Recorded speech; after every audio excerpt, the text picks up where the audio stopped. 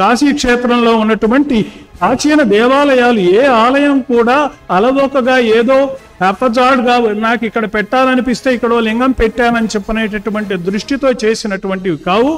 మహర్షుల యొక్క తపఫలం వాటికి ధారపోసినటువంటివి. మహర్షులే కాదు, దేవతలు ఎంతమందో వచ్చి అక్కడ ప్రతిష్టలు చేసుకొని అక్కడే ఉండిపోయారు, మనకు గోచరం కాకుండా అదృశ్య రూపంలో ఉన్నారు. ఇవే కాకుండా గంగా నదిలో మనకు కనపడకుండా అనేకమైనటువంటి లక్షలాది లింగాలు లోపల ఉండిపోయినాయి, ఎంతో మంది ప్రతిష్ఠ చేసినవి.